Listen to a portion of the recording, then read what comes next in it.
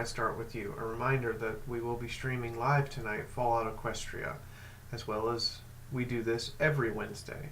And I recently released 2 more chapters of the story on FemFiction. Links below set to reminders and to let you read the story yourself for free. Now,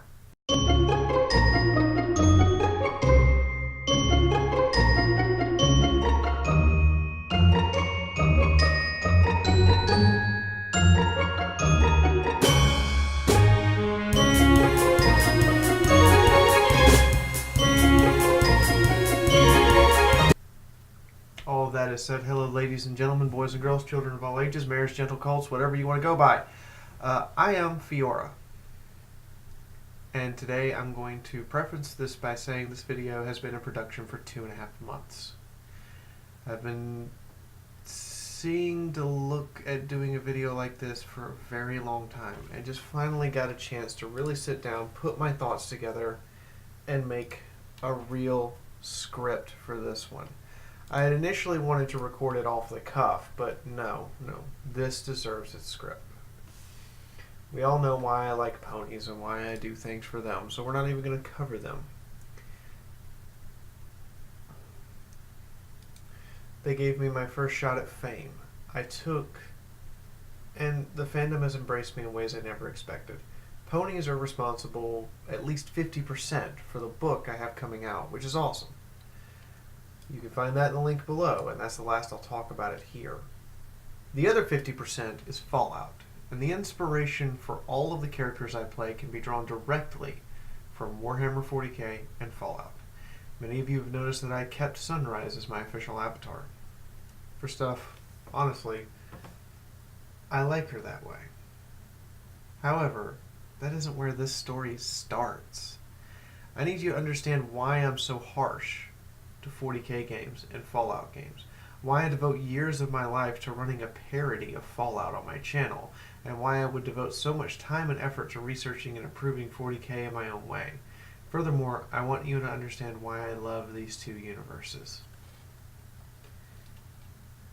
We're going to talk about Fallout first, but if you want to skip to the 40k discussion, there's a link with a timestamp below.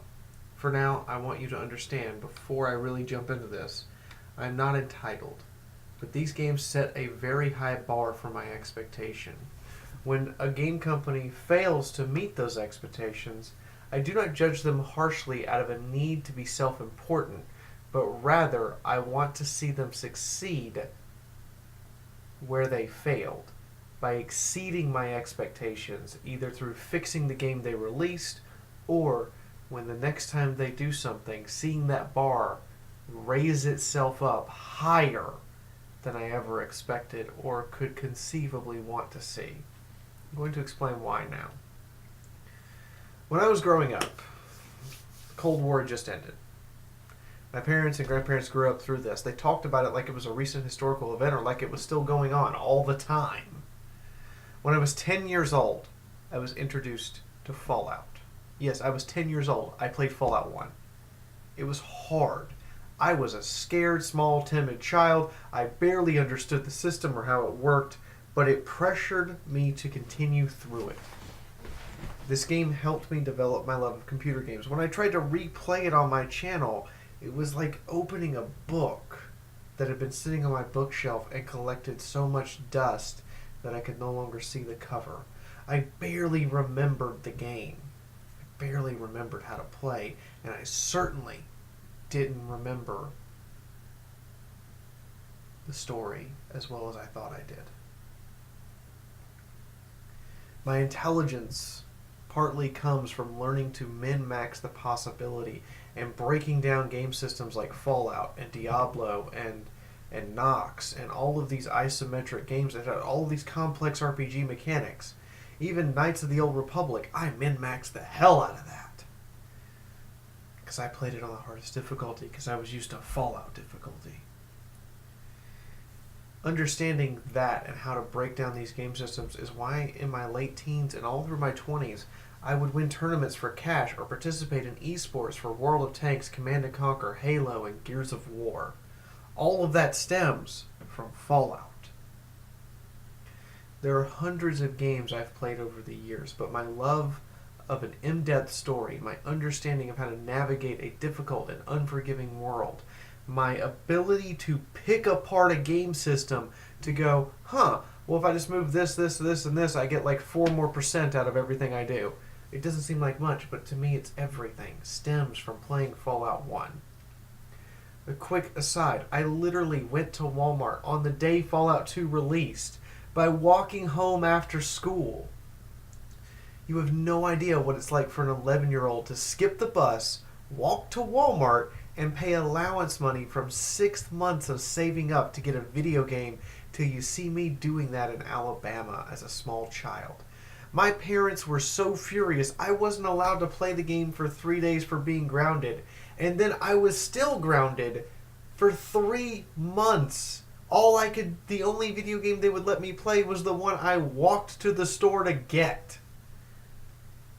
I picked that game apart and played every conceivable character. I then played through Fallout 2 on my channel like it was my first playthrough experience, because I hadn't picked it up in 20 years. I was the hardcore nerd at school. And while my friend Zach talked about Command & Conquer, I talked about Fallout. He would regale me of Tesla coils, and I would regale him of Gauss rifles. I got picked on too, but oddly enough, Fallout 1 and 2 showed me how to deal with being picked on. It was like playing through these games' stories showed me how to identify a bully and how to help deal with it. So when Fallout 3 came out, the gameplay was terrible. Like, honestly, the gameplay of Fallout 3, the base game, like no mods, it's pretty bad.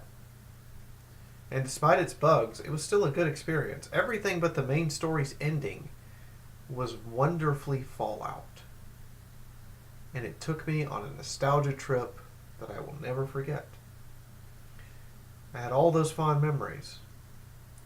Fallout 3, New Vegas, and even deep back in my mind, memories of 1 and 2. Games I hadn't touched at that time in almost 20 years. And then Todd Howard's Fallout 4 in 76. I cannot say this enough. Fallout 4 is mediocre and 76 is bad. Fallout 4 is so mediocre, I actually tasked Moonhoof, our GM for Fallout Equestria, with one singular statement about my expectations for the game. Make a better Fallout 4. The statement is even included in our disclaimers on the book and will be included moving forward on every book I release for this series. So understand, I love these games. I always have. The idea of living in the post-apocalypse that my grandparents and parents described could have fascinated me. It fascinates me to this day. To think about what I had to think about as a child as my parents would describe what they would have expected life for me to be like if the Cold War had gone hot. The stories that could be told and could take place are so massive and almost unending, so much that full conversion fan mods like New Frontier, New California, and Miami exist. Entire channels are devoted to covering Fallout mods. Mods, not the game, just the mods. If Bethesda remastered Fallout 1 and 2 as the FPS system of the recent games and did a good job, they would win back their fandom support and make tons of money. If they just agreed to take the gloves off and include highly adult subjects, they wouldn't receive negative thoughts but rave reviews. Remember, the original Fallout had rape and murder and drugs, and all of the gloves were off. Children died. You got a perk that was an incredibly negative perk if you killed a child, even by accident.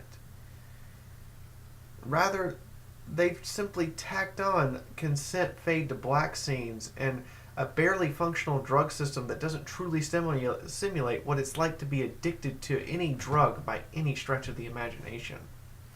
So yes, I'm going to be very harsh on any Fallout product that doesn't meet Fallout 1, 2, 3, or New Vegas' standard. To me, New Vegas is the best Fallout game ever made. And honestly, this is why I'm so harsh towards these games. Even in my video that was attacked by another YouTuber, a minute and 9 seconds in, I state Fallout 76 is a bad game. And even if they fixed it to be a good game, it would still be a bad game.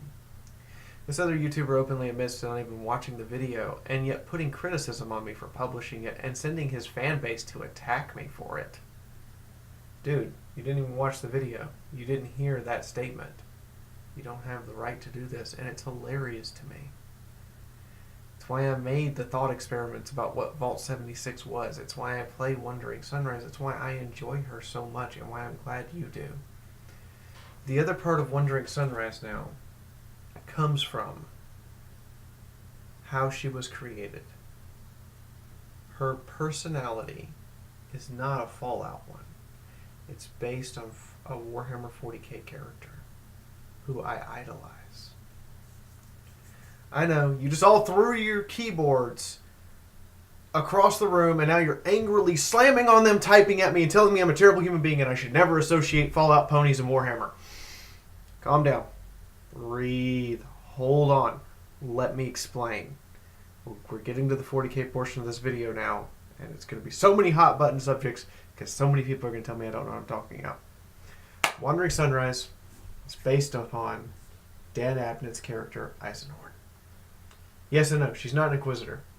But if you've read the books, you know Eisenhorn doesn't start off with the grim darkness of the 40k, and his life before an Inquisitor is fascinating because he is a hope-filled, bright-eyed young man who was only recruited because his hope allowed him to see the darkness within others and the universe itself. Eisenhorn approaches every situation assuming all mean the best intentions, but also prepared for them to turn out to be the most vile of cultists and worshippers of Xenos scum. He suspects everyone, but casts doubt on his own suspicions until they're solidly proven. Furthermore, he redeems a whore, an Imperial Guard penal battalion member, a prisoner, and a psyker to be in his personal retinue. Think about that for a moment. And those of you who know Wandering Sunrise, the little avatar that's moving around on screen right now that's replaced my camera for this video as an experiment. And think about how I play her. She is hopeful. She expects everyone to be their best and to uphold the moral and ethical code she was taught. But she is prepared with body armor, weapons, and everything she could possibly bring in case they need to decide that that person cannot even hold a candle to that moral or ethical code. She is disappointed when others are weak, but allows them a chance to redeem themselves. And this is what fascinates me so much about Warhammer 40k. The most iconic characters have faults and flaws and moments of weakness and are fooled repeatedly. Eisenhorn is fooled repeatedly. He pays for his presumptions that he casts upon his own doubt, yet he never loses sight of himself. He always keeps to casting doubt on his presumption. So does Sunrise. Sunrise is based upon Eisenhorn living as a pony within Fallout Equestria. And then I add everything else that goes with that on top of it. The base character is a bright, young, hope-filled person in a world of pure darkness. But because of their hope, they not only see the other beacons of light that can be nurtured, but they also see the darkness around them for what it is, and they see how to combat it in a way that will leave more beacons of light. Being pre-war was super important for this. Remember, Eisenhorn doesn't execute his first character till he's 24. He was recruited at 13. That's 11 years he is tutored and shielded from the harsh reality of the job he is going to undertake. I could draw more parallels, but you understand that the characters I make are usually based on 40k characters morphed into the universe in question. Now let's talk about the Warhammer 40k universe. 40k is a universe that to me feels like Fallout taken on a galactic scale. The Imperium is crumbling from within and is rotten to the core, in much the same way the Wasteland is rotten to its core. Everyone has the single hope that someone will save them. In Fallout, it's humanity. In 40k, it's the Emperor of mankind. I could go on and on, but what fascinates me so much is how Games Workshop has integrated so many pieces of lore from other places, other genres, other stories, everything into 40K seamlessly and made the universe ever expanding and larger. I have fallen in love with this universe as much as I have Fallout. And then I played Space Marine. Space Marine and Dawn of War 2 coming out at such a short time next to each other were amazing and set incredibly high bars for every other 40K game preceding them and every other 40K game afterwards. So both the ones that came before and after are now stuck and having to deal with this massively high bar that Space Marine and Dawn of War 2 have set.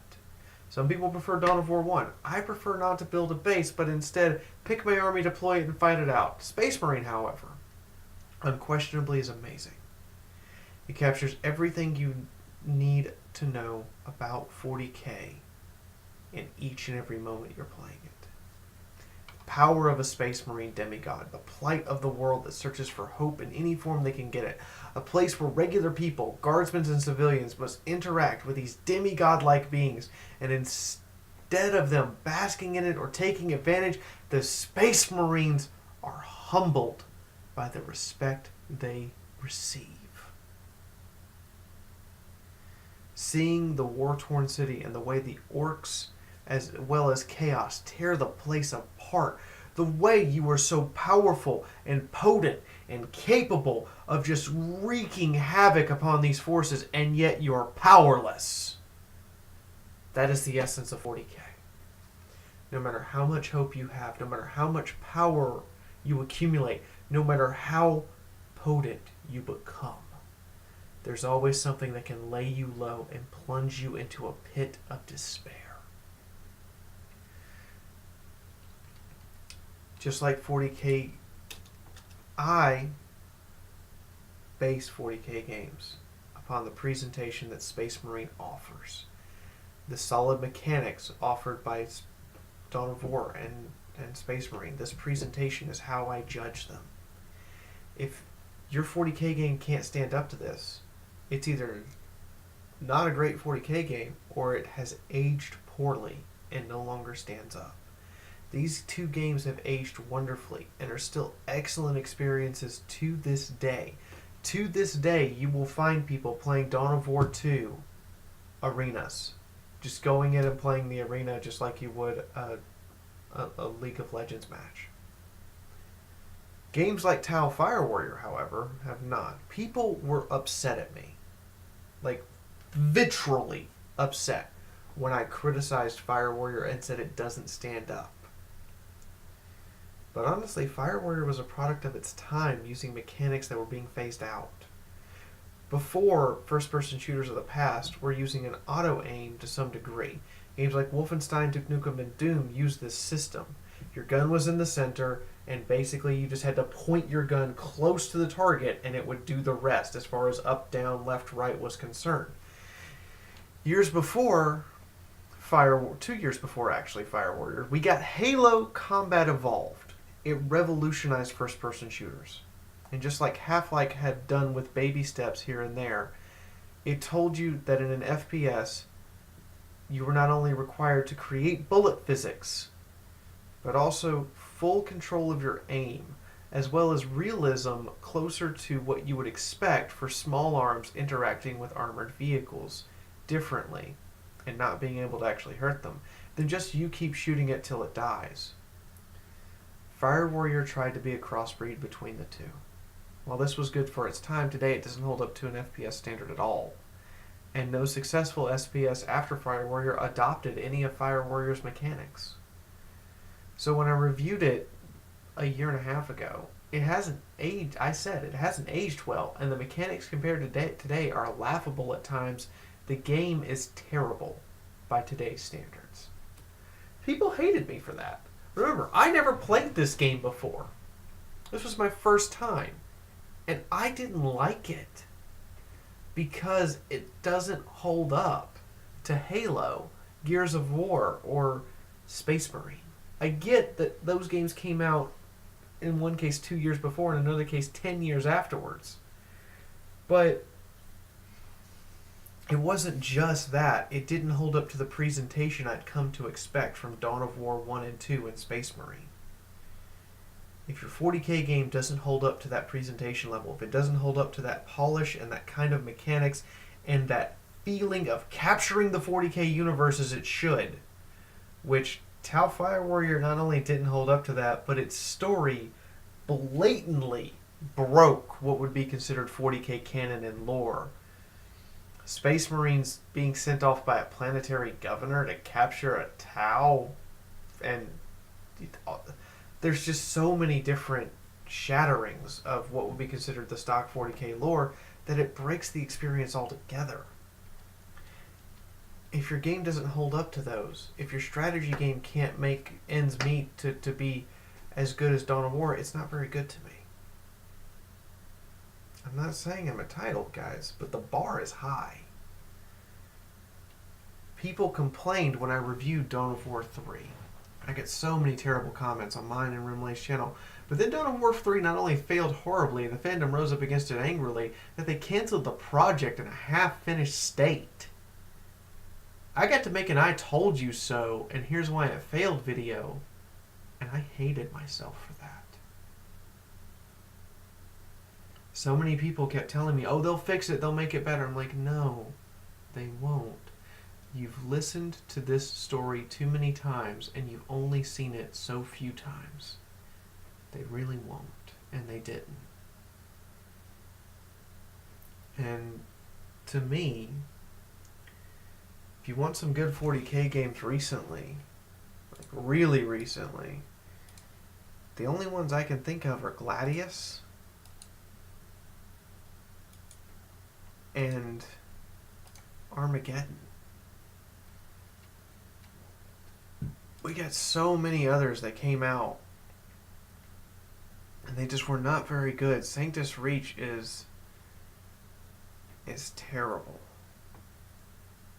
And don't get me started on stuff like Storm of Vengeance or Carnage Champions. Oh boy. But I guess the crowning achievement to me that just like broke my faith and made me really start judging every 40k game with an absolute eye of total ire was Eisenhorn Xenos. This game is just bad. It tries to retell my favorite 40k novel of all time, and they intended to make 2 more of them. No. Your mechanics are bad, your game is bad, your presentation is off. And honestly, you tried to make a mobile game and you should have gone for a Warhammer 40k game. You should have gone for Space Marine. You could have reached for Space Marine, and you chose to waste it all. And the only thing you did right was getting Mark Strong to voice Eisenhorn. I suffered through that entire game just to listen to Mark Strong voice Eisenhorn and to have Eisenhorn's voice as something I could commit to memory. So now you know my stance on games and games of the Fallout and 40k genres. If it doesn't hold up to Fallout 1, 2, and New Vegas, maybe 3 sometimes. Like 3 has its good points and has some really good storytelling to it. But I consider them the best post-apocalyptic games I've ever played. Which is why games like Wasteland and Wasteland 2 are great. Which is why games like Metro Exodus I would love to play, but the Epic Store thing, I'm not going to touch it until it comes off.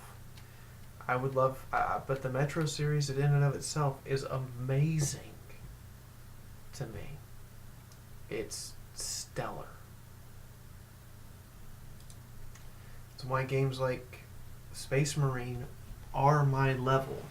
If your 40k game doesn't hold up to the storytelling of Eisenhorn and Gaunt's Ghost, I don't consider it a good 40k story.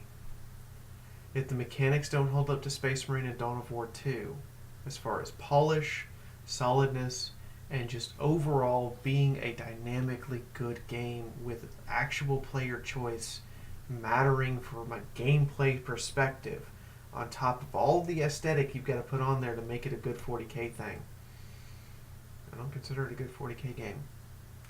I'm not expecting developers to always meet this level of production and aesthetic, but I'm expecting them to meet this level of gameplay mechanics and storytelling.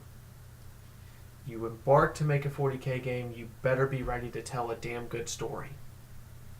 Because that's what we're here for. We're here for a polished game with a good story that comes out complete. What I'm expecting is for them to meet that bar. If they want to go above and beyond that bar, wonderful. Understand that for 30 years of my life, I've played video games. I'm 31. I've played video games for since I was a baby. It's not even an exaggeration. We had a Nintendo when I was 5.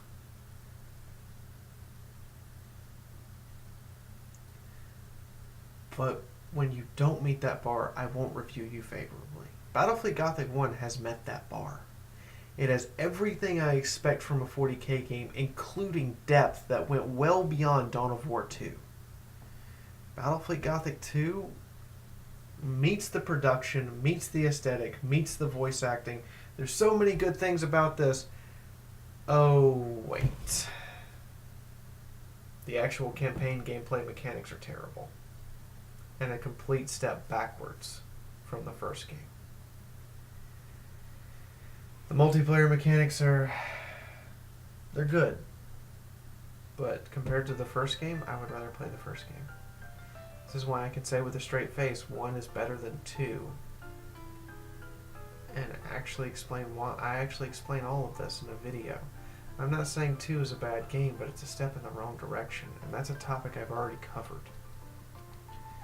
Now you know why I review these games so harshly. Why I strive with Moon to make the best story we can. Why I literally keep bashing my own writing.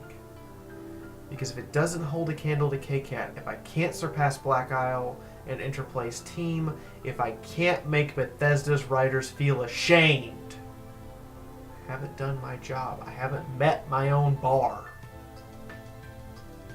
Remember, my policy is always aim for the stars. If you make it out of the atmosphere, you got somewhere. Now figure out how to get to the stars. Thank you for watching and listening. You can check out these 40k videos or links in the description I mentioned earlier. Also support me on Patreon if you want to see more content like this. Patreon is why this content is ad-free.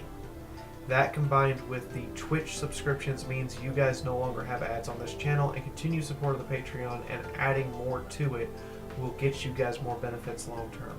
In the meantime, I will see you all tonight at 9 p.m. Fallout Equestria RPG. We're going back into the wasteland. Good night, everyone.